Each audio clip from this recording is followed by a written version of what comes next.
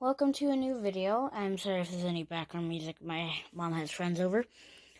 And so I'm going to go over all the World War One things that I know I have. But I might have some around my room. Yeah, it's a very small space. So, let's get off on this side. So, here's a very recognizable thing from World War One: the sun in combat. Alright, sorry about that, but here is the one sun in combat thing you'd hang on the door. Sorry about the silence. Just, I don't script these, and it's hard to think about things. So, yeah, like a coffee stain on the back. So, on to the next thing. This.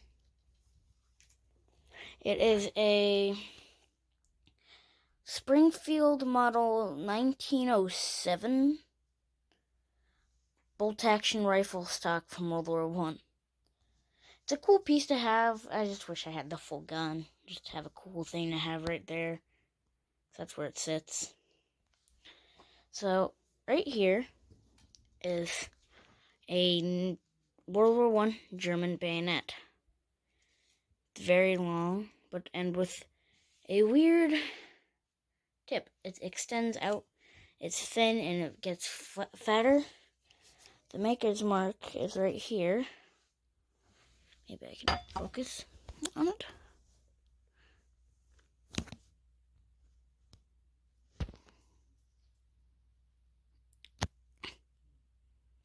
Well, it's right here. It's very hard to see on camera, but it's there. On the back, there's supposed to be the year, but that's highly corroded. Alright, so on to this helmet. It's a original World War One Doughboy helmet with parts of the original liner and leather strap. You can see remnants of original paint and the little nail on the top, corroded very. It's a very cool piece to have right above that. In there, speaking of that, I have a 1, 2, and 3 iron crosses, second class. So, this is just a Brody helmet. Pretty cool, though. Here is a model 1907 ammo pouch.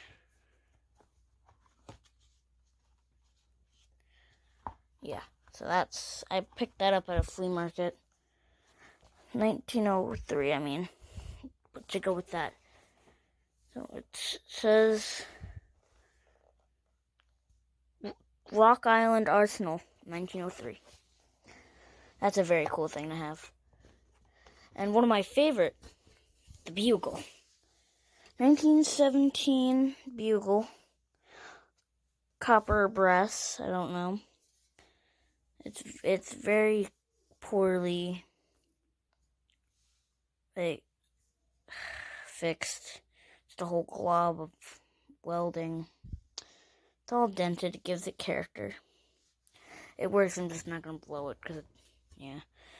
And here is some Wilson goggles. Motorcycle goggles made in the USA. Here it is. Goggles. They're like motorcycle goggles. I'm not going to take it out and fiddle with it because it's really annoying to get back. But here is the wax-coated paper that it comes with. You couldn't see the patents. If it focuses.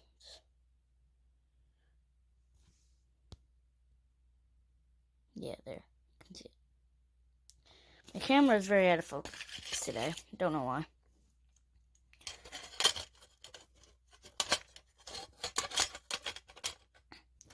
Keep it like this. That looks cool. Yep, there that is. And keep going up. Here is a World War One trench periscope. The guy's initials in it. Very fragile. So you can see out of it. Has a little this things come on down and, well, you know, stab into the ground to see. And for stability, has the original paint. Not in the best shape, but it's still pretty cool. So that, I had to replace a couple of the screws. There and here. This is my second favorite thing in my whole collection. It's a Thanksgiving menu. Like, 2 weeks after Armistice Day? In November 26th. It's really cool. It's the Troop 16th Cavalry, Texas. That's really cool. Has all the names of the people, ordnance, sergeants. Here is all the things that they sold. Oysters, roast turkey, giblet dressing, so on and so on. Cigars, cigarettes, ice cold lemonade, and many more. I'm not reading it. So here, the piece of resistance in my collection is this guy's papers. It's discharge papers. But if you go in, I'll put you down for a second.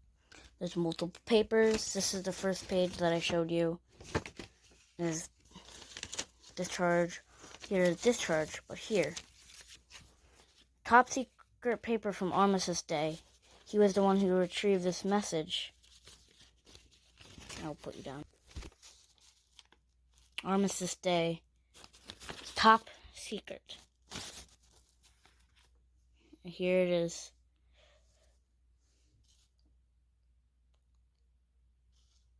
It's very hard to focus. Hostilities were seized at 11 hours, November 11, 1918. I really should get that framed. I will, one day. So here's the guy that I have his papers for. Henry something something. It's very hard to read that script. Here are more of his papers, signed by John J. Pearson. I heard to get that to focus. Here's more of his papers. And his victory medal. That's always cool to have. A few glass down, still on the wall. Before the Purple Heart. The main thing. The paper you'd get. This is pretty cool. I have it in an original frame. The guy hung it up in. Picked up for pretty cheap. I think it's really cool. So after that, more papers. The Soldier's Handbook. This is the guy's name. And there's something really morbid in the back. Your last will and testament.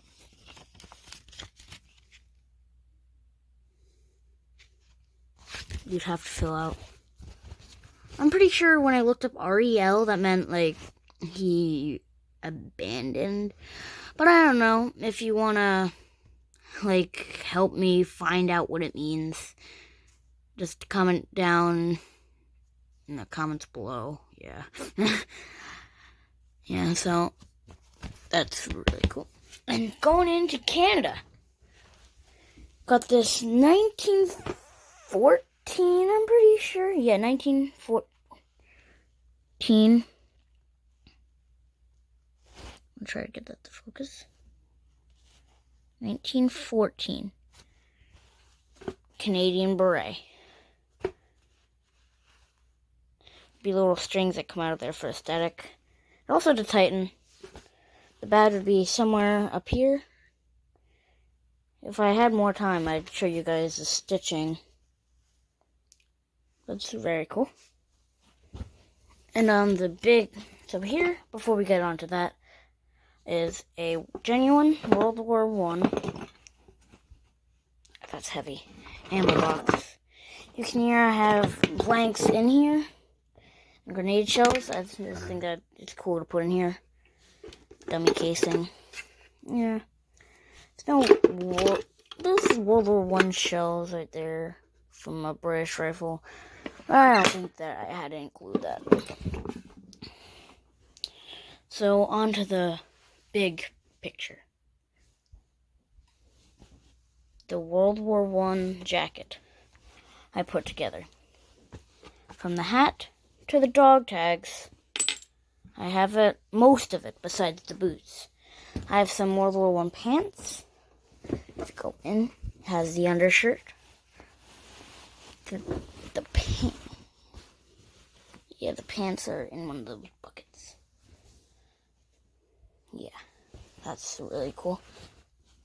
I checked the pockets. The only thing had the buttons. Yeah, so that's really cool. I keep saying really cool to everything because it genuinely is. So he was wounded or honorably discharged. I really don't know. I haven't looked into most of these things, but there's a red private badge. Gotta get a better angle. Hello, Cam. So he's in artillery. Hat I used is the New York 101 Rifle Division, just because I had it laying around. I was like, oh, that'd be cool. Okay, so lastly, World War I medals. Everything from Britain to France. Not everything, but yeah, it's really cool. So here's the Victory Medal Italy, the cross, and the service medal. British with his name. British Victory Medal with the guy's name. If you died, you still would get these medals. He died in 1915. The 1914-1915 cross. I always forget this name. It's another British medal. This one has a cool story behind it. It's the thing the war that led up to World War I. For Franz Ferdinand died and all that conflict. Here is another British medal. A New Jersey Victory Medal. I think that's really cool because I live by New Jersey. I live in New York. So here is a France Service Medal. You can see here. Not France, but U.S., but he was stationed in France. And here, go up here, is a French medal with no ribbon. I'm sorry about the shadow. I will fix that. Yeah, it's a medal you'd be awarded after the war. A victory loan and World War I plus World War II bar and a New York hat pin. So, yeah. That's really it. That was my overlook of basically what I think all my World War I militaria. From a piece of cloth to an even bigger piece of cloth. This is Squills, Coins and Collectibles, signing off.